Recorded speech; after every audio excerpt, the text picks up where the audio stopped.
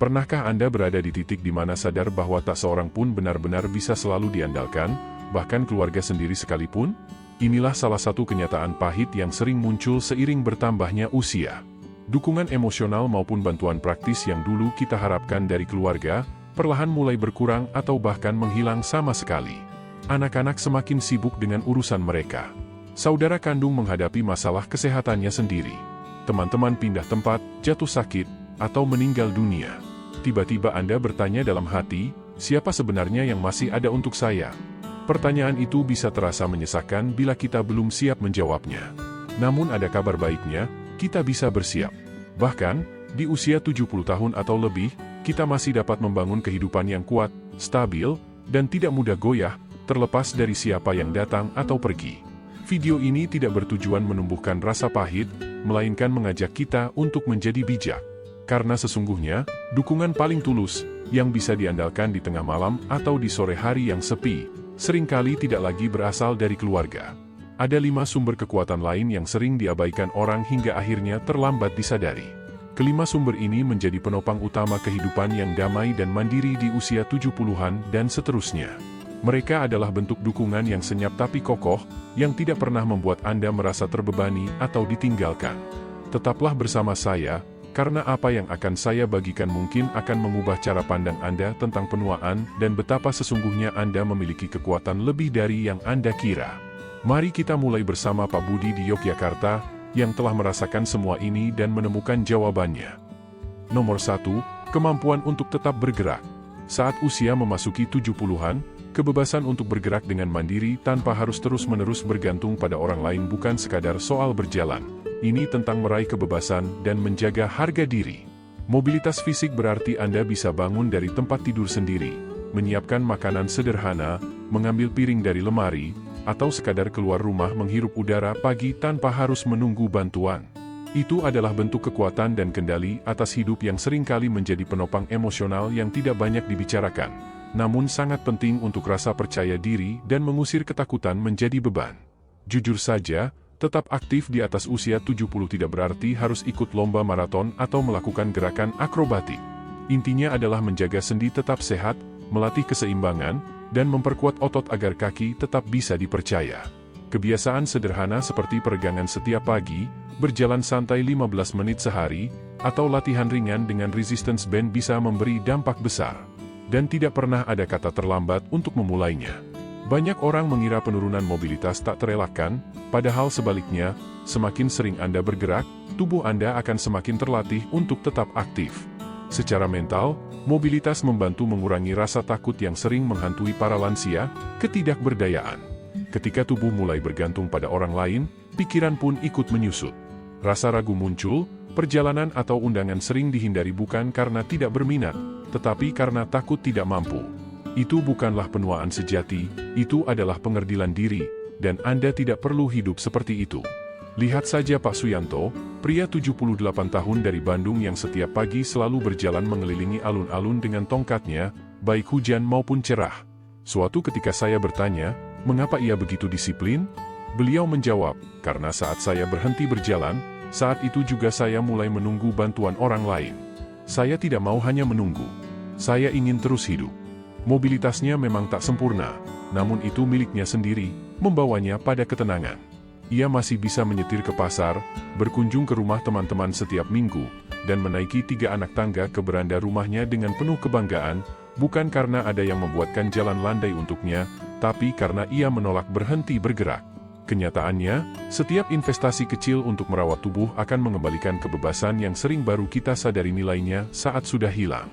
Keluarga belum tentu selalu bisa mengantar ke rumah sakit atau membantu bangun dari jatuh. Tetapi bila kaki tetap kuat, otot inti stabil, dan keseimbangan terjaga, kebutuhan akan bantuan itu bisa ditunda. Inilah dukungan yang memberikan kepercayaan diri, bukan hanya secara fisik tetapi juga secara batin.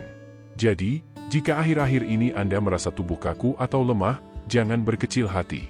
Mulailah dari keadaan Anda saat ini. Gerakan tubuh sedikit lebih banyak daripada kemarin. Lakukan peregangan saat menunggu air mendidih untuk membuat kopi, atau tambahkan 1 putaran ekstra saat berjalan di lorong rumah. Karena setiap langkah kecil membangun fondasi besar, Fondasi yang selalu ada untuk menopang Anda, tak peduli siapapun yang datang dan pergi. Nomor 2, hidup dengan keuangan yang sederhana.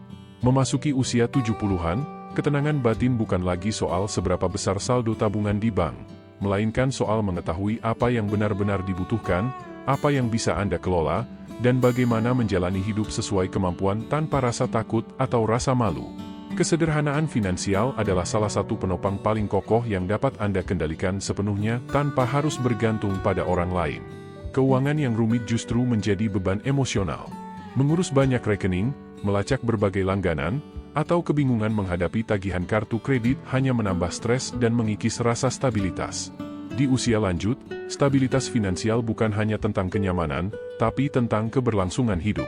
Sebesar apapun kasih sayang keluarga, mereka tidak bisa membereskan kekacauan finansial yang kita buat sendiri. Tetapi rencana keuangan yang rapi dan mudah dikelola bagaikan tongkat kokoh bagi jiwa yang membantu kita melewati masa-masa sulit. Banyak orang keliru berpikir bahwa menyederhanakan berarti kehilangan kendali. Padahal sebaliknya, itu adalah langkah untuk mendapatkan kendali kembali, menyesuaikan gaya hidup dengan kebutuhan pribadi, bukan dengan ekspektasi orang lain, serta memberi kebebasan untuk membeli apa yang benar-benar diperlukan tanpa rasa was-was. Layaknya merapikan lemari yang berantakan, setelah semua teratur, pikiran pun bisa beristirahat dengan tenang. Secara psikologis, keuangan yang sederhana menghapus salah satu sumber kegelisahan terbesar di usia senja, ketidakpastian. Banyak lansia sering terjaga di malam hari memikirkan, apakah tabungan saya cukup untuk menopang hidup saya? Bagaimana kalau suatu hari saya tak mampu membayar perawatan? Pertanyaan-pertanyaan seperti ini bisa lebih mengganggu dibanding rasa sakit fisik. Namun ketika arus uang jelas, pengeluaran terkontrol, dan kebutuhan terpenuhi tanpa memaksa, tidur menjadi lebih nyenyak dan langkah terasa lebih ringan. Ambil contoh Bu Ratna, seorang janda 74 tahun dari Surabaya yang dulu bekerja sebagai pustakawan. Setelah kepergian suaminya, ia memutuskan berkonsultasi dengan penasihat keuangan dan mengecilkan rumahnya. Rumah lebih kecil, tagihan lebih sedikit, hanya satu kartu kredit, dan tidak ada lagi langganan yang sia-sia. Ia berkata kepada saya, dulu saya takut membuka surat. Sekarang setiap amplop saya buka dengan hati tenang dan pikiran jernih. Ia bahkan membuat celengan kecil bertuliskan dana kebebasan. Meski hanya diisi Rp20.000, Rp50.000, setiap kali, tetapi itu mengingatkannya bahwa ia yang mengendalikan uangnya, bukan sebaliknya. Apa yang dilakukan Bu Ratna bukanlah keajaiban, melainkan pilihan sadar untuk menyederhanakan hidupnya agar bisa fokus pada menikmati kehidupan, bukan sekadar bertahan. Ketika urusan keuangan sederhana, kebutuhan untuk meminta bantuan pun berkurang. Ia tak perlu menelepon anaknya setiap kali ada tagihan, tak perlu menunggu keluarga menjelaskan detail kecil, karena semua bisa ditanganinya sendiri. Jika saat ini Anda merasa kewalahan dengan urusan uang, tarik napas dan tenanglah. Anda tidak sendirian, dan Anda tidak perlu menjadi kaya raya. Yang dibutuhkan hanyalah kejelasan. Hentikan pengeluaran yang tak berguna, gabungkan yang bisa disederhanakan, dan catat setiap pemasukan serta pengeluaran. Buatlah sesederhana mungkin, hingga bisa Anda jelaskan kepada teman sambil menyeruput kopi di warung. Pada akhirnya, kedamaian bukan soal angka, tetapi tentang pemahaman dan kendali. Nomor 3, menjaga rutinitas kesehatan yang konsisten. Di usia 70 tahun ke atas, penopang utama Anda bukan lagi anak-anak, tetangga, atau bahkan dokter. Yang paling penting adalah kebiasaan kesehatan harian yang Anda jalani. Bukan soal olahraga yang sedang tren atau suplemen mahal, melainkan tindakan sederhana dan berkesinambungan yang setiap hari Anda lakukan agar tubuh dan pikiran tetap terjaga. Kebiasaan ini menciptakan kemandirian yang sejati. Saat tubuh terasa stabil, semangat pun ikut mantap. Sayangnya, banyak orang baru memperhatikan kesehatannya ketika masalah datang, seperti memperbaiki atap bocor di tengah badai. Pendekatan ini reaktif dan membuat kita selalu berada dalam kondisi darurat. Rutinitas yang konsisten membalikkan keadaan itu, Anda yang memegang kendali. Ketika setiap pagi Anda berjalan kaki, minum cukup air, melakukan peregangan, mengonsumsi obat tepat waktu, dan memilih makanan yang memberi energi, Anda membangun rasa hormat pada diri sendiri. Ritme ini akan menopang Anda bahkan ketika motivasi menurun dan tubuh terasa berat. Rutinitas harian memiliki kekuatan psikologis, ia mengurangi kecemasan karena Anda tidak perlu terus bertanya, apakah saya harus melakukannya hari ini? Anda melakukannya begitu saja. Kepastian ini menciptakan stabilitas dan kepercayaan diri, membuat Anda tidak merasa menjadi beban. Anda bisa berkata, "Saya masih mampu merawat diri saya sendiri." Lihatlah contoh Pak Joko dari Semarang, mantan teknisi listrik berusia 81 tahun. Setiap pukul 6 pagi, ia membuat teh hangat, melakukan peregangan ringan di kursi selama 15 menit, meminum obatnya, lalu berjalan santai 30 menit di sekitar taman kota, hujan maupun cerah. Suatu ketika ia berkata kepada saya, "Ini bukan soal olahraga. Ini cara saya mengingatkan diri bahwa saya masih berarti setiap hari." Rutinitasnya bukan sekadar menjaga kebugaran, tetapi menjaga identitas, mengingatkan bahwa usia tidak menghentikan dirinya untuk tetap peduli pada diri sendiri. Ketika memiliki rutinitas, Anda butuh lebih sedikit bantuan. Anda jarang lupa minum obat, risiko jatuh berkurang, dan hari terasa lebih terarah. Rutinitas ibarat jalan setapak yang terbangun di hutan berkabut. Meski keadaan sekitar tak pasti, tubuh tahu harus melangkah kemana karena sudah terbiasa. Memang, ada hari-hari sulit, persendian terasa nyeri, energi melemah, atau cuaca memaksa Anda di rumah. Tidak apa-apa, rutinitas itu fleksibel. Yang penting bukan kesempurnaan, melainkan konsistensi. Berjalan beberapa langkah di rumah, menarik napas panjang di dekat jendela, atau minum segelas air sebelum tidur. Tindakan kecil ini, bila dilakukan terus-menerus, menjadi jaring yang menopang dan menggerakkan Anda maju dengan anggun. Jadi, jika belakangan ini rutinitas Anda terganggu, mulai lagi dari yang kecil, satu kebiasaan, satu langkah. Setiap kali Anda hadir untuk diri sendiri, Anda membuktikan bahwa Anda adalah penjaga terbaik bagi diri Anda. Itu adalah dukungan yang tidak bisa diambil siapapun. Nomor 4, membangun ketahanan emosional. Di usia lanjut, bentuk dukungan yang nilainya terus meningkat bukanlah uang atau bahkan kesehatan, melainkan kekuatan emosi. Dengan ketahanan ini, Anda bisa melewati kesepian, kesedihan, kegagalan, bahkan kekecewaan yang terkadang datang dari keluarga. Ketahanan emosional membuat Anda mampu duduk dalam kesunyian tanpa merasa hampa, dan menghadapi ujian tanpa hancur. Di usia 70 tahun, kehidupan mungkin telah memberikan Anda banyak kehilangan, pasangan yang pergi, anak-anak yang tinggal jauh, atau kesehatan yang menurun. Kesalahan yang sering terjadi adalah mengira kekuatan emosional berarti tidak pernah merasa sedih. Padahal, itu adalah kemampuan untuk merasakan secara mendalam tanpa terhanyut. Anda membiarkan kesedihan lewat, bukan tinggal menetap di hati. Setiap kali Anda bisa duduk bersama rasa sakit tanpa lari darinya, ketakutan akan masa depan semakin berkurang. Ketahanan emosional berarti Anda tidak bergantung pada orang lain untuk memikul kesedihan Anda. Anda belajar menahannya tanpa membuat diri hancur. Contohnya Bu Siti, 77 tahun dari Yogyakarta, yang kehilangan suaminya 5 tahun lalu. Saat saya bertanya apa yang membantunya melewati hari-hari sulit, ia menjawab, "Setiap malam saya menyalakan lilin, bukan karena alasan religius, tapi untuk mengingatkan diri bahwa saya masih di sini. Ada malam saya menangis, ada juga saya tertawa. Tapi saya selalu berkata, saya berhasil melalui hari ini." Ritual kecil itu adalah caranya menghormati rasa sakit tanpa membiarkannya menelan dirinya. Ketahanan emosional bukan hanya soal bertahan dari tragedi besar, tapi juga menghadapi kekecewaan kecil, ketika anak lupa menelepon, ketika teman lama pindah, atau ketika Anda sadar tidak lagi mampu melakukan hal-hal yang dulu mudah dilakukan. Tanpa ketahanan, hidup terasa terlalu menyakitkan untuk dinikmati. Dengan ketahanan, Anda bebas, tidak lagi bergantung pada keputusan orang lain atau perubahan dunia. Anda tetap tegak karena memilih bagaimana merespons. Secara psikologis, kekuatan ini melatih ulang otak Anda agar tidak reaktif, membuat pikiran lebih tenang, dan membangun keyakinan bahwa Anda mampu menghadapi ketidakpastian.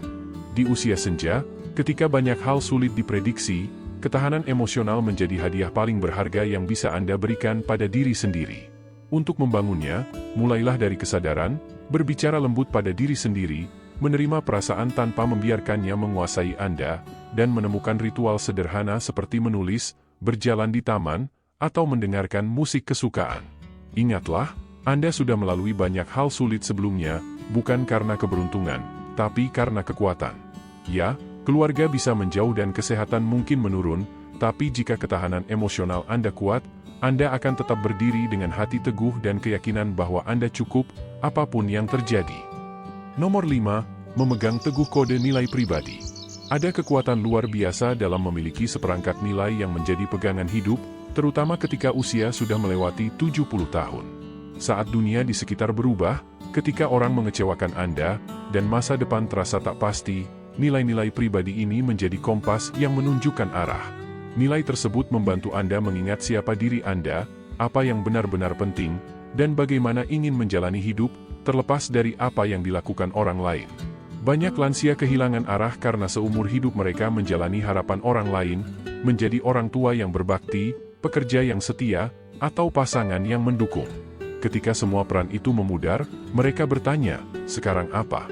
Disinilah pentingnya kode pribadi, sebuah suara batin yang berkata, inilah saya, inilah cara saya hidup, apapun yang terjadi. Nilai-nilai itu bisa berupa kejujuran, kebaikan, tanggung jawab, kesederhanaan, atau harga diri. Tidak untuk dipamerkan, tidak pula untuk mendapatkan tepuk tangan orang lain. Justru kekuatannya ada pada fakta bahwa nilai itu hanya penting bagi Anda. Ketika hidup sesuai dengan nilai pribadi, Anda berhenti mencari persetujuan dan validasi. Anda tidak lagi terguncang oleh ketidaksetujuan orang lain, karena ketenangan Anda tidak ditentukan oleh mereka. Lihatlah Pak Hadi dari Bandung, pria yang saya temui di awal usia 80-an. Ia berkata, saya punya 5 aturan. Saya selalu berkata jujur, tidak membuang makanan, mengembalikan semua yang saya pinjam, memaafkan dengan cepat, dan tidur dengan hati yang bersih. Itu saja. Setiap hari Pak Hadi memegang teguh aturan ini. Ia tidak kaya, tidak memiliki keluarga besar, tetapi tetap berjalan dengan martabat yang tenang. Mengapa? Karena ia tahu siapa dirinya, dan nilai-nilai itulah yang menopangnya. Secara psikologis, kode nilai pribadi membantu mengurangi penyesalan dan membuat pilihan hidup lebih sederhana. Anda tidak perlu terjaga di malam hari bertanya-tanya, apakah saya sudah melakukan yang benar, karena jawabannya sudah tertanam dalam diri Anda. Nilai-nilai itu memberi stabilitas batin. Saat hidup memberikan tantangan tak terduga, Anda tidak mudah panik. Anda cukup bertanya, apa kata nilai saya tentang ini, dan menjadikannya panduan. Penelitian tentang psikologi lansia menunjukkan bahwa mereka yang memegang nilai konsisten melaporkan kepuasan hidup lebih tinggi, kecemasan lebih rendah, dan kesehatan kognitif lebih baik. Mengapa? Karena kejelasan membawa ketenangan. Hidup terasa lebih mantap ketika ada garis integritas yang tidak tergoyahkan. Yang lebih penting, nilai-nilai itu sepenuhnya milik Anda.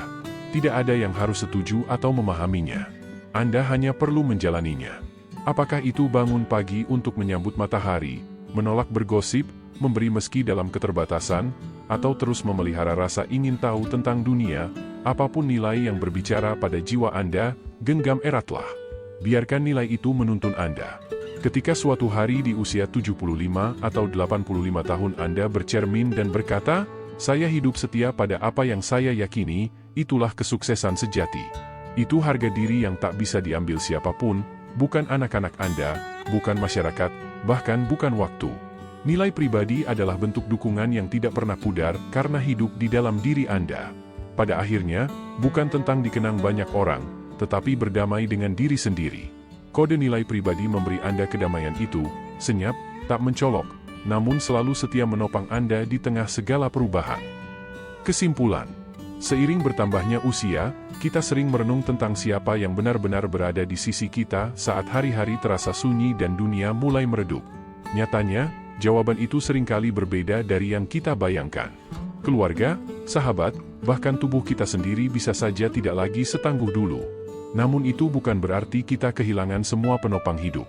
Semakin bertambah usia, kita justru menyadari bahwa penopang paling kuat sebenarnya tidak pernah berada di luar diri kita. Mereka selalu ada di dalam, menunggu untuk kita andalkan. Mungkin itu hadir dalam ketenangan rutinitas sehari-hari, ritme sederhana yang menegaskan bahwa kita aman dan tetap membumi. Atau kebahagiaan dari mengejar kesenangan kecil, hobi yang membuat setiap jam terasa bermakna walau tidak ada orang lain di sekitar. Itu bukan sekadar kegiatan pengisi waktu, tetapi jalur yang menjaga identitas dan tujuan hidup kita tetap hidup.